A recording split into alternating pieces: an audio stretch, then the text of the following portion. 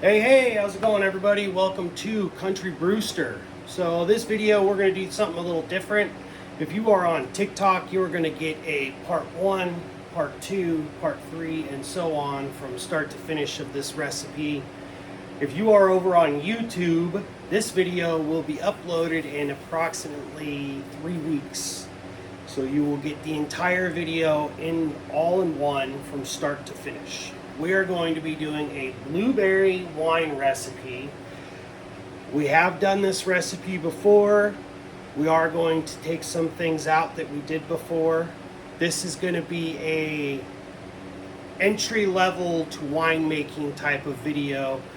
I'm going to break down more of the gear that I'm using, a little bit more in depth for some of you that are on the channel that are brand new to brewing. So for this recipe, you are going to need water. You will need 1 gallon of spring water, reverse osmosis water. If you're on a well, great, use that. You can use tap water, but you want to put it in a bowl the day before, a gallon of water, and let it sit out so the chlorine dissipates. If you have real high in chlorine tap water, I wouldn't recommend using it. Go to the store, spend $1, $2, whatever it is, and get a gallon of water. The other thing you're going to need is sugar. Plain old white, Great Value brand sugar. Nothing special, right? You're going to need a turkey baster, a mixing spoon. You are going to need a hydrometer if you plan to make wine or beer or mead or anything like that. You need to buy one of these. I recommend that when you buy it, you buy 2. They break easily, and it's really bad if it happens in the middle of a brew. But this right here, this tool is extremely important to us in brewing. Okay, it tells us everything going on if we have a pause in fermentation, any of that. It also tells us our ABV. You have to have a hydrometer, so get one. You're also going to need a cylinder. You can get the cheap plastic one like I have. You can get the graduated cylinder, whichever. If you go on Amazon, most of the time the hydrometer and this cheap one will come along with it. You're going to need a bung and an airlock. Then you are going to need something to ferment in. This is a old apple juice container. You can also get these on Amazon. You can get the carboy with the bung and an airlock for I think $13. You're going to want to have 2. I recommend getting a wide mouth and one of these to start. 2. This would be your primary fermentation, and this would be your secondary fermentation, okay? You're also going to need, for this recipe, Fermento yeast nutrient, okay? Also Amazon. You're gonna need a 1 cup measuring cup, a 1/4 teaspoon. You will need a brew bag, lemon juice, a pot to do all your working in, blueberries, obviously, 1 pound for every gallon. That's what I use. I've been doing it that way for a long time. I get great quality with that. Some people will tell you to do 2 pounds. It's personal preference. Do it however you want. I do 1 pound per gallon, works great for me. Then you're gonna need cleaning supplies. You can use One Step Cleaner or Starzan, whichever one you prefer, whichever one you like. They both cost pretty much the same. So, and then you're going to need a tannin source. So you can get this off of Amazon, tannins, okay? Or you can just make up a cup of black tea. That's all this is. Tea bag. It's been steeping just so that I could show it. You dump that in there. Same thing. Okay. Yeast. If you are brand new and just starting out and you don't want to buy a 10-pack of wine yeast, that's fine. Use the Red Star bread yeast. I did it for years. No problems, no complaints. I will be using this Red Star wine yeast for this recipe. I'm going to turn the camera around and show you guys the 1 gallon recipe information. I am making a 5-gallon batch. This wine is very popular in my house. We all love the blueberry wine very much. My wife absolutely loves it. Friends of ours love it, and it tends to go quick. So when I make it, I make a big batch of it at a time, just so that I don't have to keep making more and more and more. If you're just starting out and you're just making a gallon, great, just make a gallon, enjoy it, have fun with it. This is a great recipe, it tastes amazing. More than likely, if you make this recipe, you're going to start brewing. In my opinion, it's one of my favorite ones out of all the different recipes that we do. So I will show you that ingredients list. I'm going to get some stuff set up and we're going to start getting into this brew. This is the ingredients list. You can pause the video here and write that down. Okay, so first thing we're going to do is we're going to get our water in our pot and we're going to start bringing this up. We're looking for like a low simmer. So half of your water is what you're going to put in here. So if you're making a gallon batch, half a gallon in here. We're going to use the other half of that to cool this back down later. So go ahead and get your water on the stove and get that started. Once it's up to temp, I'll bring you guys back and we'll get the next step going, all right? All right, I have to apologize, or I apologize for the fan. It's hot, so what I like to do is I take a little bit of that fermento, I put it in a cup with a little bit of our water, and then I like to just kind of start mixing it up. It gets a little clumpy, so I find if you just put it in a cup and then use a spoon and just kind of press it up against the edges in there, you can kind of break it up. I don't know if I can, you can kind of see it in there, I guess. But it just kind of helps break it up before you add it in there. Our water's almost heated up, so as soon as that is done, I'll bring you guys back and we'll start adding stuff in. Alright, so we're plenty hot enough now. I just turned the heat off. I'm going to add in our fermento, our yeast nutrient.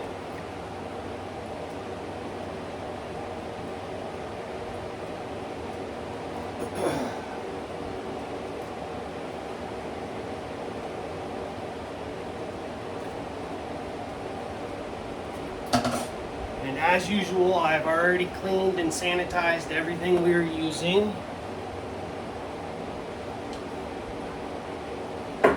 For anyone new out there.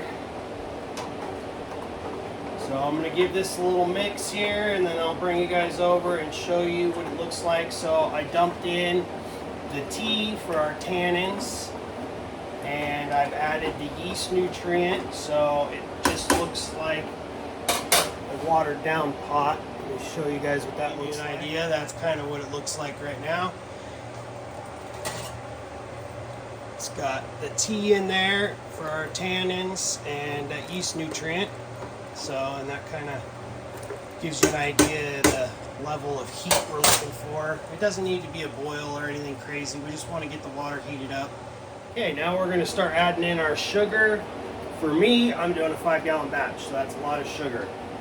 For you guys, it'll be 5.5 cups of sugar for a gallon.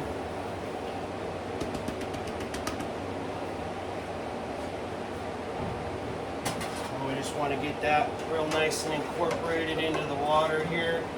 Get it dissolved.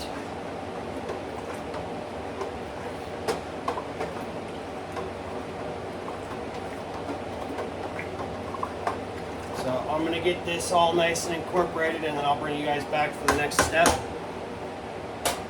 Alright, now I've got our lemon juice. We're going to add that in. Okay.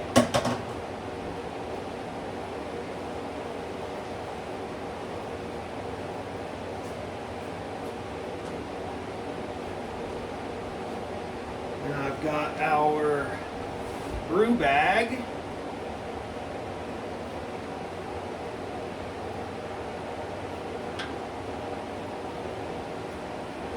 I'll put that over the pot.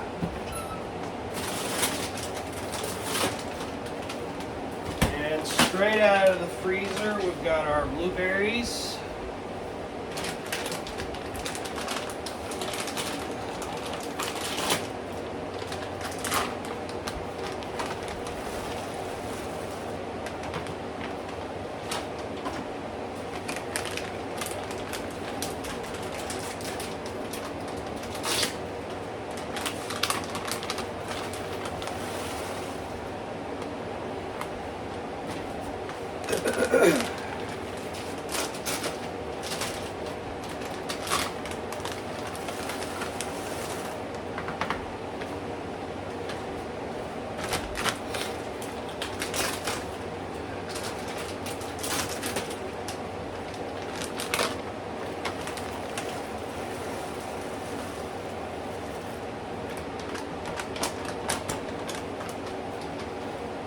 Okay, now we're going to go ahead and tie up the brew bag here.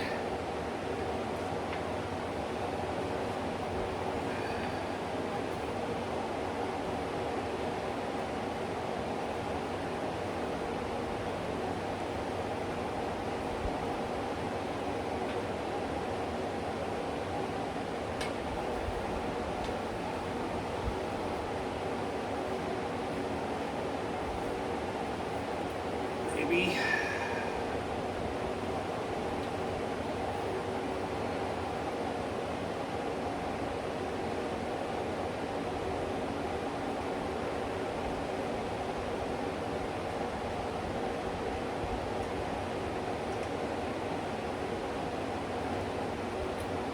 All right. So now what I'm going to do is we're just going to leave this sit here.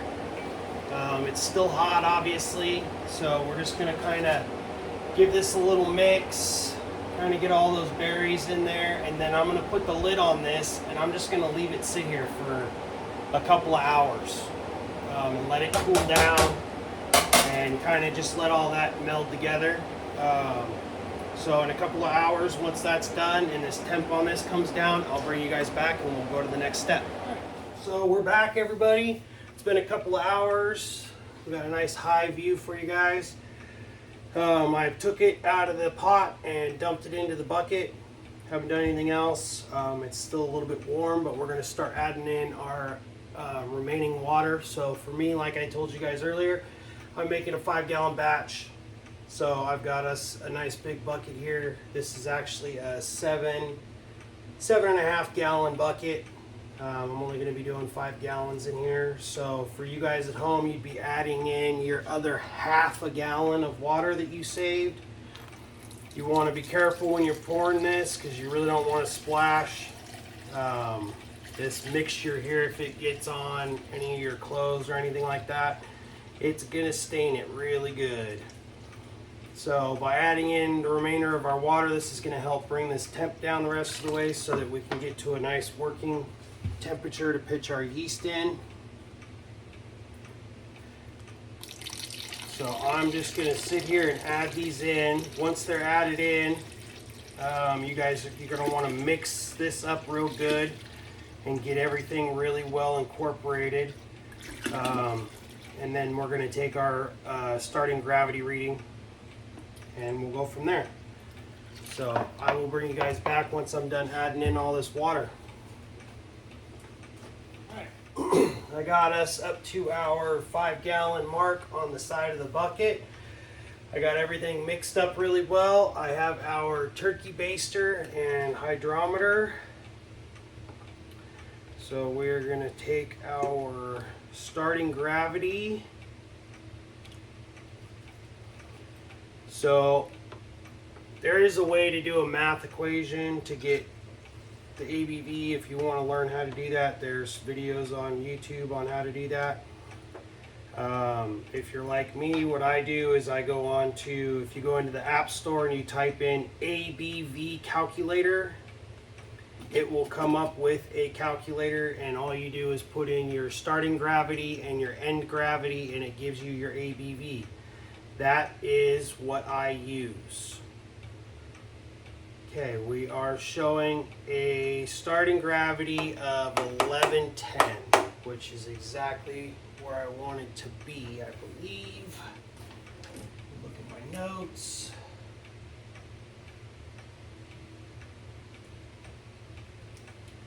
Let me double check those numbers real quick and then I'll bring you guys back. Okay, so that's perfect. If this goes dry, it will be 15% alcohol by volume. So you're looking for a starting gravity of 1110. Even if you're doing a 1 gallon batch, that will be the starting gravity you're looking for.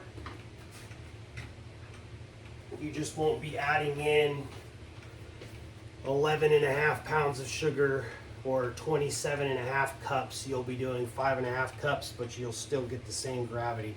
Another thing I'd like to mention, when you're doing brews in a bucket like this, it's important that when you are mixing that you don't scrape the bucket. When you wash it, you don't want to use an abrasive sponge or anything like that. You don't want to scratch the plastic up. The more scratches the bucket gets on it, the more likely you are to get bacteria to grow in there when you're not using the bucket. Or, you know, it could create problems for you down the road. So you want to be real careful when you're mixing it that you're not scraping the bucket or anything like that, regardless of the spoon you're using. Okay, so there we have it. We're going to throw our yeast in. We're going to put our airlock on. We're going to write down on our carboy our starting gravity, today's date, all of that good stuff. And then we're going to put this away. We are going to put it away for 9 days. Every day, I want you to grab your carboy and give it a little twirl. Every day. And all that's doing is getting your brew bag wet and keeping the top wet. You can see how it's floating up to the top. If it stays floated up at the top and you don't do that, then it could dry out and it can start growing stuff on it. We don't want that.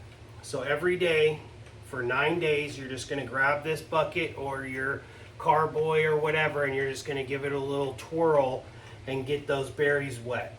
At the end of the 9 days, we'll come back and we're going to remove the fruit. We're going to pull our fruit off. We're going to squeeze out some of the juice. Again, when we're dealing with the brew bags, we don't want to squeeze so tight to where we force the berries through the brew bag. We just want to squeeze it to get enough of the juice out. We'll remove our fruit at 9 days, and then we're going to rack it out of this primary fermenter into secondary fermentation. So that's where you're going to need your secondary carboy. You'll rack it into there, and it's going to stay into that for 2 weeks. In that time, it's going to finish fermenting and it's going to start clearing. All right, so I will bring you guys back. When I bring you guys back, I will have already removed the fruit. So that will be the steps. So I will see you guys shortly. I'm going to pitch my yeast and get this sealed up. I recommend that you put this in a place where if it does happen to get real volatile and make a mess, that it's easy to clean up. Typically for me, I put mine in the garage for the first 24 hours. After that, then they come back in the house and go with the rest of them where I keep all of these. I've got better temperature in the house than I do in the garage. As I said earlier, it's hot where I'm at. And that's the other thing. Depending on the yeast you're using, you know, you want to store these somewhere where your room temperature is going to be between 70 to 85, 90 degrees. You don't really want to get much past 90. You can start getting some funky flavors. And depending on the yeast you're using, they may not like that working area. So whatever yeast you're looking at, if you look on the packet, it will tell you the alcohol tolerance for them, and it will tell you the best working temperature and everything else. What yeast you use is completely up to you. As I told you in the beginning of this video, you can feel free to use bread yeast, use the Red Star wine yeast like I am, use something else. It doesn't really matter. It's entirely up to you. So there we have it, and I'll see you guys in a couple of weeks. All right, well, with the power of video, we're back. Here is our blueberry wine that we started. So it has been 3 weeks. So at 9 days, I took the fruit off, and then I took the fruit off and I racked it into this container, which is where it's been for the last 2 weeks. Now what we're going to do is we're going to rack it into a brand new clean container, and we're going to get ready to bottle. So I'm going to get set up to do that and get a couple last minute things here, and I'll just bring you guys along to do that. All right. So first thing we want to do is we want to get it racked over. So you're going to need a auto siphon and a bottling wand. If you don't have the bottling wand but have the auto siphon, that's fine. The bottling wand definitely makes life a lot easier.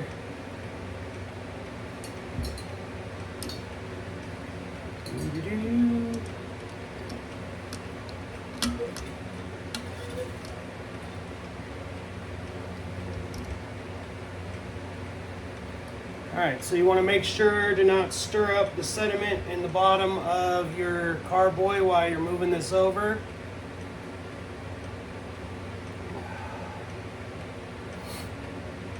It helps if you have a bottling table. It's something I built. It's just a short little table that sits on top of my dining room table so that I can do all this at a working height instead of bending over.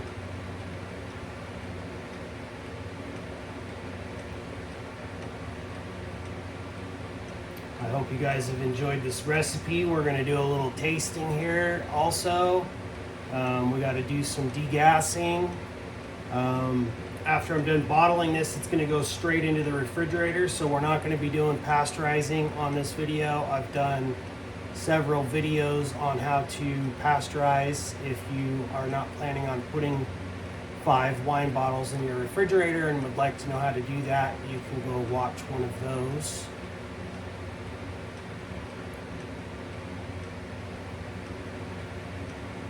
But I have a wine fridge, so it's just going to go in there.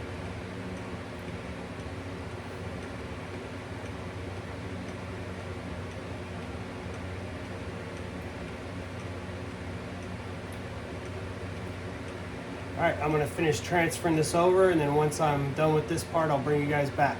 All right, so I got us a glass. We use our turkey baster here.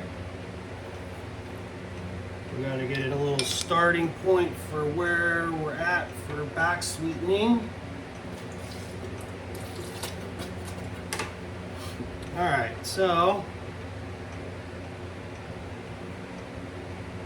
smells very good. Smells like blueberries. Keep trying to get you guys to where I can get my whole face in there and you can still see the table. I can't get the camera at the right angle. So anyways, that's where we're at. It's kind of what it's looking like. It's not super clear, but it's clear enough for me. If you wanted it to be clearer, you could let it sit, rack it just like we did, put the airlock back in, and put it back where you had it for about another week or so, or until it's as clear as you want it to go. I mean, it can sit in here with the airlock on for months if you want and get it super clear. But it's very delicious. It's not totally dry. I think it's at 1.000, so it didn't go all the way dry. But I am going to put some sugar in here. We're going to do, I think, about a half a cup. My wife likes it a little sweet, so. But yeah, very good. Every time I make this recipe, it's always delicious. I highly recommend everybody try blueberry wine. It's one of my favorites. I'm gonna get the sugar and a funnel, and I'll bring you guys back. All right, I got our sugar funnel. I like to put this in before degassing. It'll help mix it up while we're degassing, kill 2 birds with 1 stone. I'm gonna do 3/4 of a cup. Okay. You can see that bubbling already in there.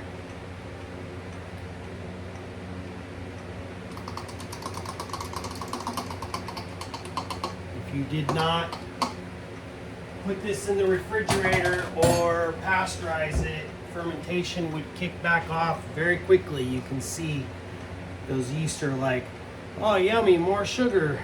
So now we're just gonna, so I have my degassing wand with a bung that comes with it on there. I put my drill in a bag. My drill's not the cleanest, so that's why I put it in a bag. If you have a brand spanking new drill, great. If you want to do it by hand, do it by hand. Doesn't really matter. It's completely up to you on how you want to do it. All we're doing is just giving this a little mix, bubbling it up.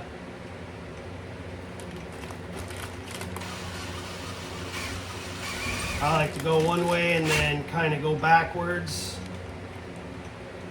in the opposite direction for a quick second and just kind of get it bubbling up there.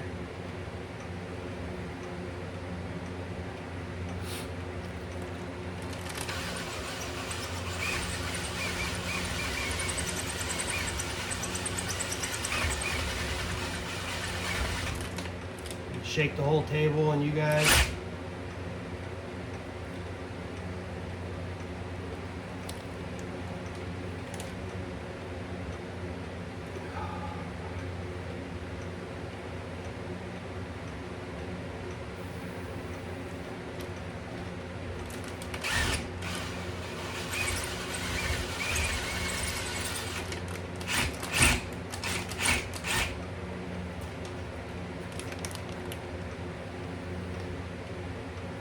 Gets all those bad, nasty gases that might be trapped in there out.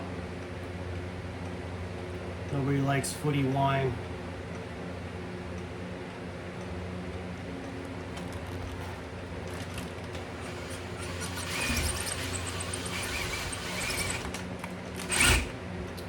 Another thing too, so I'm gonna, as far as getting wine bottles, you guys can go, I've had pretty good luck with hitting up wineries, if you have some wineries nearby you, restaurants, bars sometimes, and you just go in there and ask them if they'd be willing to save their empty wine bottles.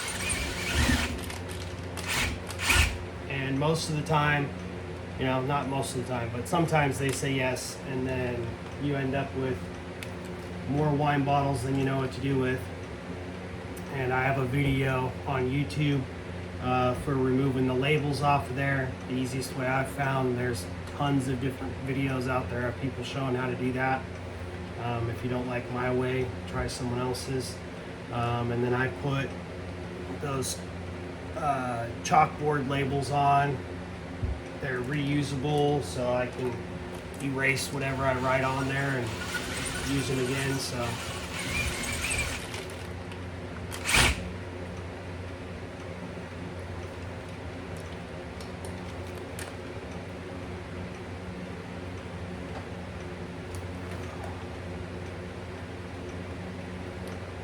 You don't have to do this too crazy. I'm going to do it one more time, and then I think I'm going to call that good, and then we're going to start bottling this up.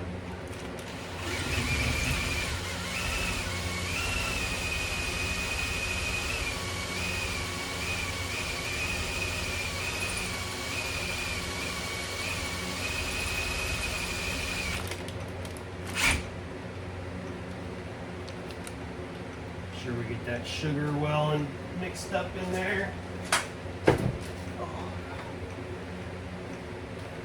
All right, so there we have it.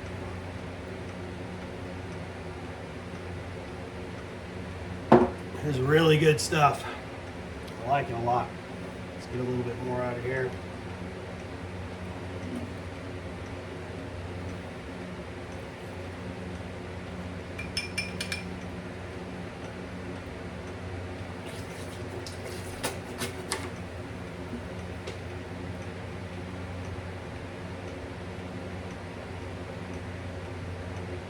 Oh yeah, perfect. Perfect. All right, so I'm gonna get our bottling wand stuff set up, and I'll bring you guys along. I'll let you see how I fill up one of these, and we'll do that. So just to clarify, We did 9 days with the fruit in. We pulled the fruit out at 9 days. We racked it into a new container, right? We let it sit for 2 weeks, okay? We pulled it out, we racked it again, and now here we are, right? So we racked it, and bottling, if you're not happy with the clarity, if it's been cold and it's not done yet, you know, you want to take a gravity reading and make sure it's done. It might take longer than 3 weeks for you, depending on what the temperature ranges are that, you know, that time of year when you're making it and all that good stuff. But that's a good ballpark area, is about 3 weeks. If it's done and you're happy with the clarity, then start bottling it, right? So I'm gonna get set up to do that, and I'll bring you guys along. All right, so I've got all the bottles are filled with cleaner. We're just gonna dump that out. Don't worry about bubbles, it's not gonna hurt you. And then we're gonna get this show on the road here. So I like to try and keep them all even, about the same, fill them all up to the same level. That's where the bottling one comes in handy. It's keeping them all consistent. That also helps make sure that we get, you know, an even number of bottles. If you get left over with a little bit of oddball that, you know, you can't quite fill a bottle, then put it in a bottle anyways and just drink that tonight or whatever, right? No big deal. If you can't cork it and put it away, then drink it now. Don't waste it. All right.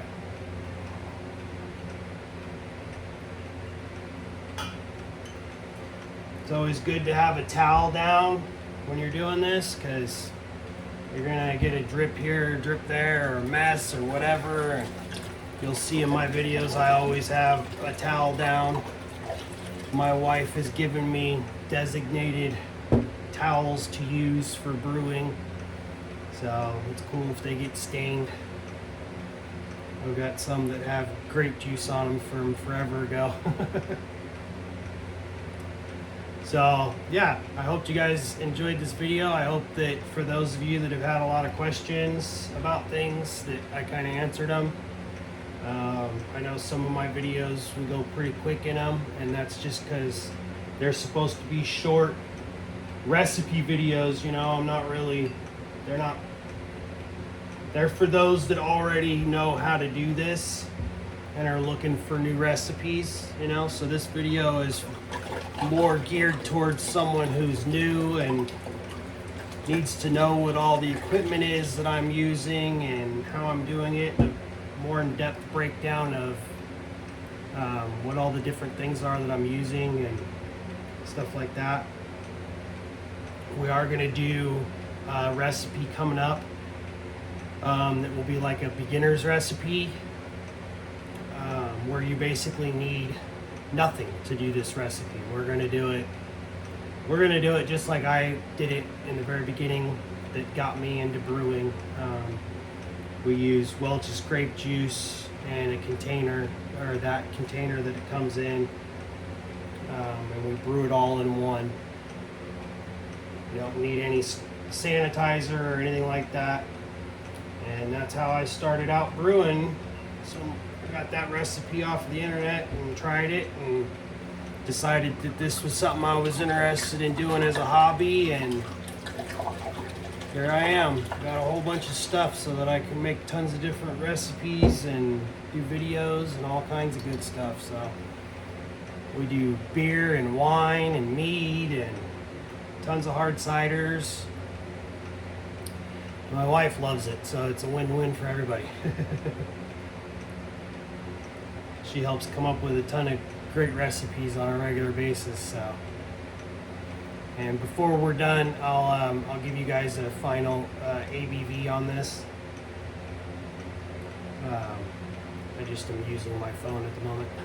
So might have an oddball here, we'll see.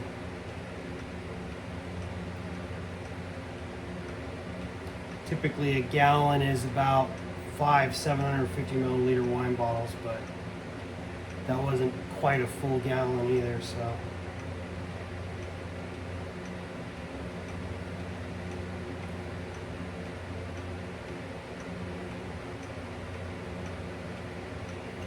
Having a bottling wand is important too, because you always want to fill your wine bottles from the bottom up.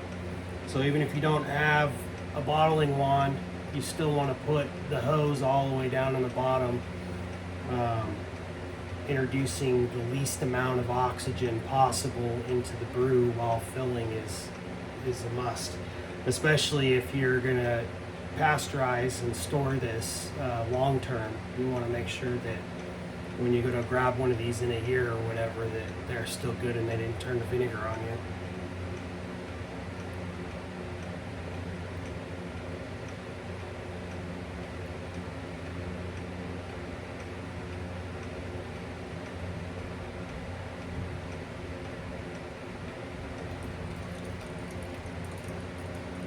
So close.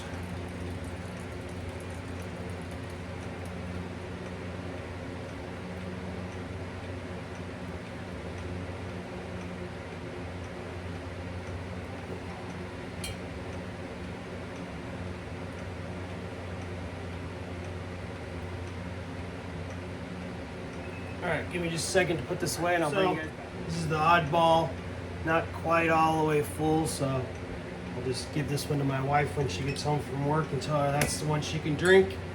These little temporary corks are great. I don't remember, I think I got them on Amazon for cheap. As for the rest of these, we're gonna seal them up. So we need 4 corks. Some people soak these in the sanitizer solution. I don't. I have some that I've been sitting for a while and I've never had any issues. So I don't soak them. I guess if you're worried about it, you can. The tool, 25 bucks on Amazon. You put the cork in the hole and load it up.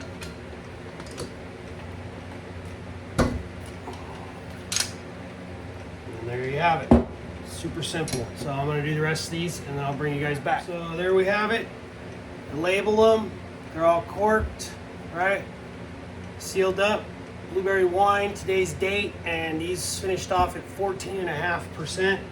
Like I said, it didn't go all the way dry or we would have hit that 15 like we were shooting for.